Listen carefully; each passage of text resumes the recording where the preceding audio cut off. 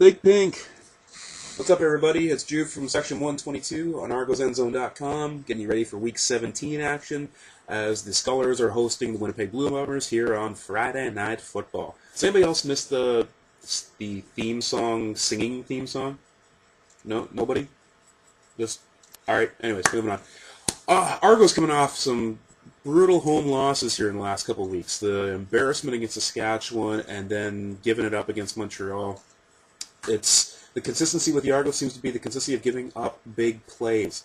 The defense will play so well for so long and then just give up the big one. So it was Dressler and Sheets, I believe, against Saskatchewan. Then Richardson with the big long catch in the Montreal game. Late turnover sealed it there for the Alouettes, which sucked. Speaking of which, Alouettes fans, fantastic job coming into town on the Via Rail train. I just love a great game day atmosphere, and what I saw and heard from Montreal's fans over in the corner of the end zone, it was pro-Montreal rather than anti-Toronto, which I'm a huge fan of. I'm more concerned about cheering on my team than hating on yours. But that's just me. It's a non-Hamilton thing, I think.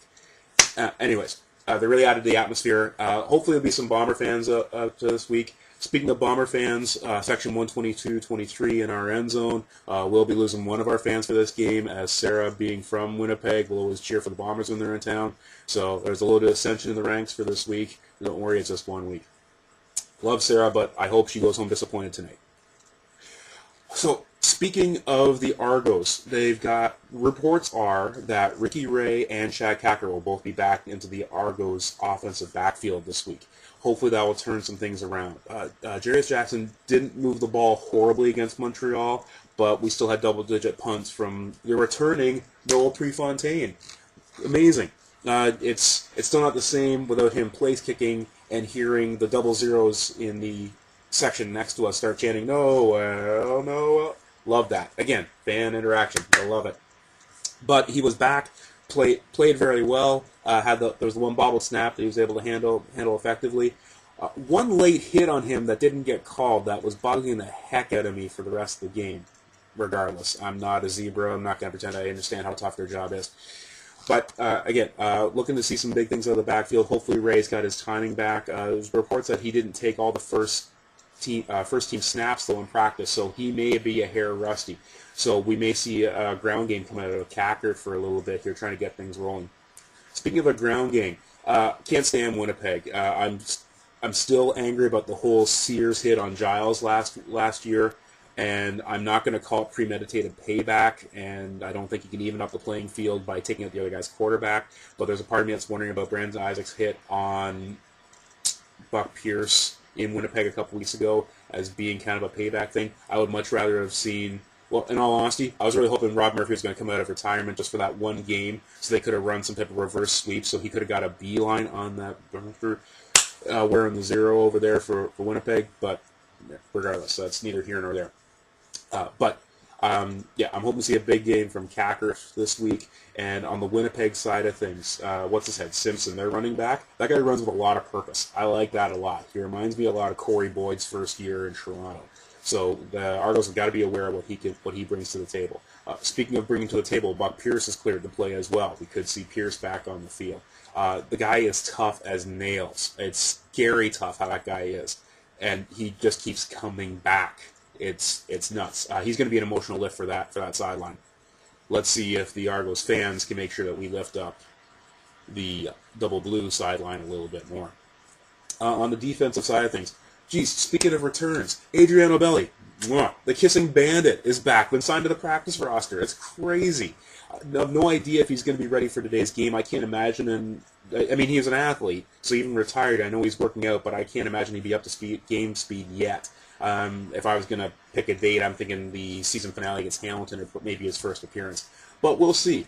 Again, hopefully it'll be an emotional lift for the Argos, bringing that veteran presence back. I already know that Lori Versii, Argos Diva, the president, or the one in charge of Friends of the Argonauts, is incredibly excited seeing him back.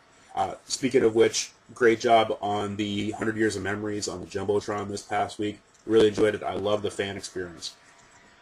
So what we've got then is a East matchup. Playoff implications, I haven't checked, but I think the Argos magic number for clinching the home playoff game is 1. With any combination of 1 Argos win or 1 Hamilton loss, I think gets Toronto the home game. I think. Don't quote me on that. On the same side of things, I think their tragic number for winning the East is 1.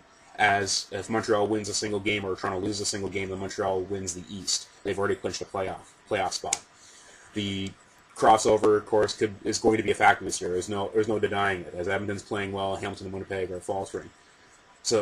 But Winnipeg is always it. You can't take anybody lightly in this game, regardless of how big a spanking the Argos put on Winnipeg a couple weeks ago. That was a couple weeks ago.